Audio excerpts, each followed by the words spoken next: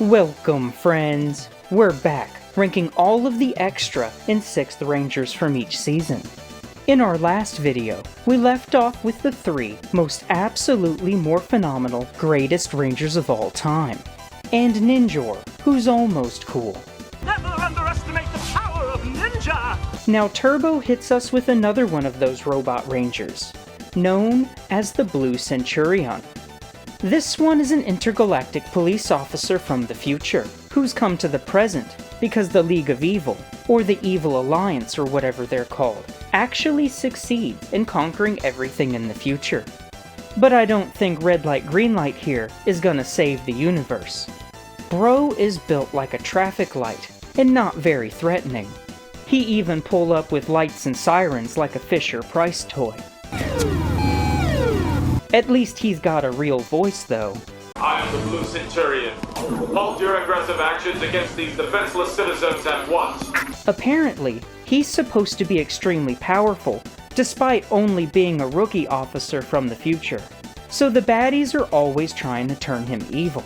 Because, of course, right? He actually does feel threatening when he's trying to arrest the Power Rangers. And I'm gonna say this guy's also almost cool.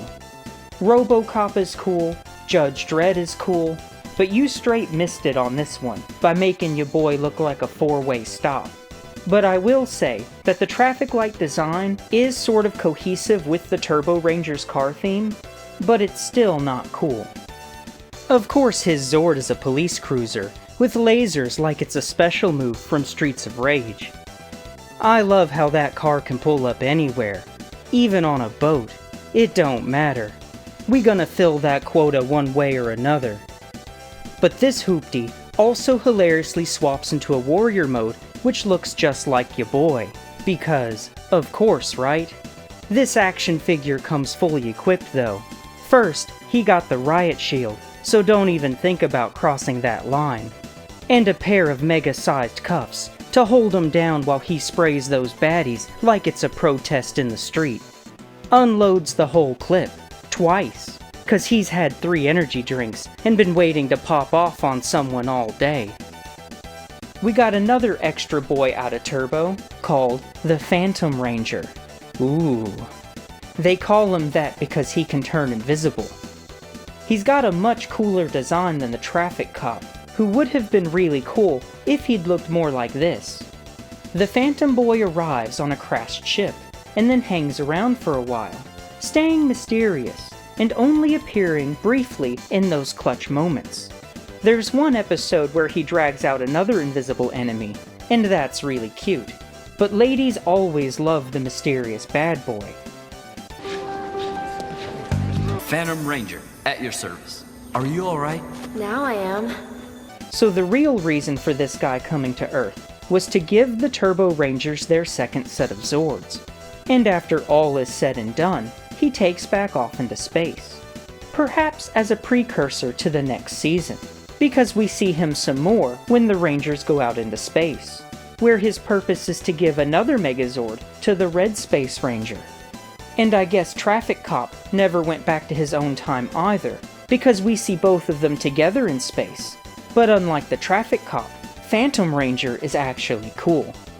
And now we're in space. Where we get the super sleek Silver Ranger, and his Super Silverizer signature weapon. That's got a really nice alliterative ring to it.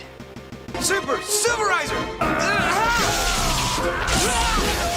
Usually the extra Rangers are extra decorated, but I like how this one isn't.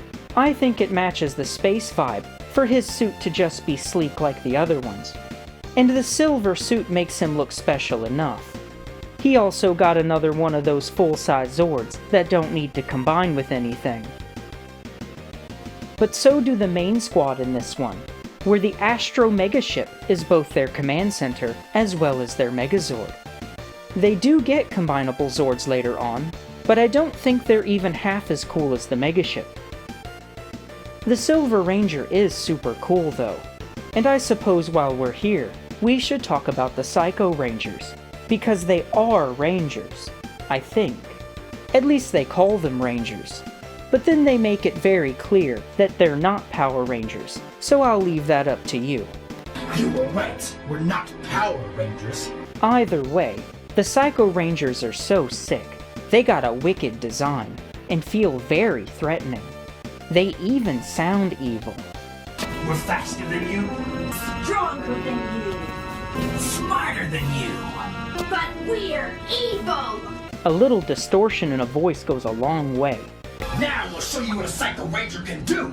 The Psycho Rangers are one of my favorite arcs in all of Power Rangers. They're super cool and very frightening. Not only are they stronger than the regular Rangers, but they're like predators who only have one target in mind. They're each after the Ranger corresponding to their color, and it's the only purpose they have in their life. Knowing that a real killer is straight pursuing you is quite terrifying. They get that Mega Man style brain drain on them, and then know every single little thing about the heroes, so they can hone in on and recognize hearing the littlest sounds, like their voices and communicator beeps, or any of their vehicles, from miles away. Now that's some insane Predator type skill. And then they can also turn invisible. I feel like they're likely in some way actually inspired by Predator. They also got some double quarter circle special moves of their own, like in this shot, where they just give them the full bar. They like to hit them with that Force Lightning a lot. That's how you know who's especially powerful in Power Rangers. The only reason that the Psychos don't succeed in destroying the Rangers is because Astronema didn't want it to be over too fast. You see, she created them by having their powers drawn from the Dark Spectre, who is the biggest bad in this season. She created them in that way, to deviously drain him while simultaneously taking down the Rangers at the same time, so that she could usurp the evil throne, and rule with no one to stop her. The Psycho's magnificent power comes from Dark Spectre himself, so I can drain Dark Spectre away to nothing. But then the pink one actually goes psycho, and because being psycho is unironically their weakness, she goes AWOL and gets taken out 1v5. And hilariously, because the Psycho Rangers are all one-trick ponies, their downfall comes from the good Rangers knowledge checking them on mixed color matchups. But then because the Psycho Rangers are emotionally unstable, another one of them tries to fight all by himself and gets picked off. You two get out of here! You'll regret this, if that's your wish.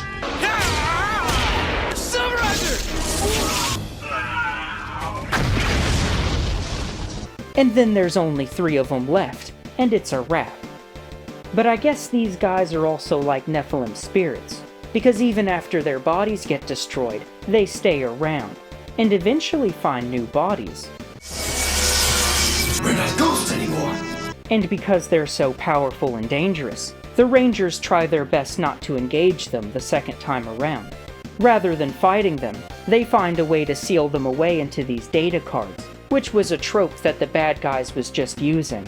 I knew all those years of playing video games would pay off one day. But then the Psycho Rangers get to come back around again in Lost Galaxy, where the baddies get a hold of those cards, and unleash these predators on the Galaxy Rangers.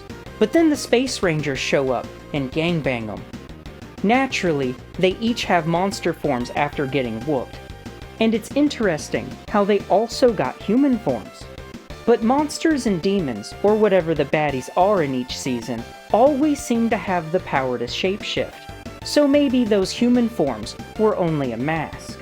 But either way, the Psycho Rangers really are super cool.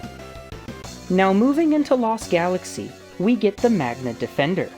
Dude got a full set of armor. Looks more like a knight than a Power Ranger. But he does have some really cool special moves.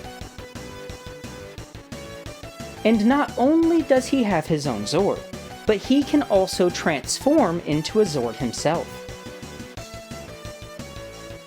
And fight alongside his Zord. So you trying to give it a listen? Yeah, let me see. The fuck? Yay! Or ride it like a cowboy. I want to be a cowboy, baby. Or even combine with it. Now that's a new one.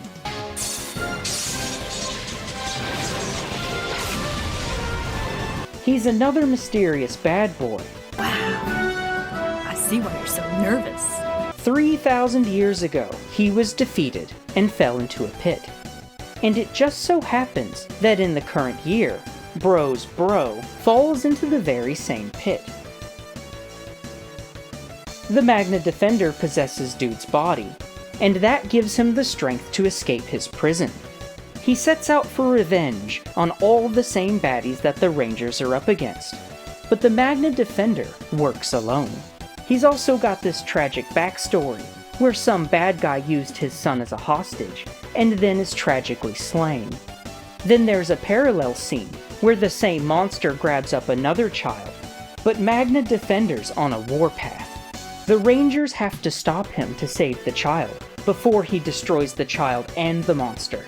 This entire arc is mostly about the Rangers trying to save the Magna Defender from being an anti-hero. The Magna Defender also vehicles in this plot about the Lights of Orion, which are some kind of power source that he's trying to recollect, which would give him enough strength to defeat the big bad. And he actually acquires them all.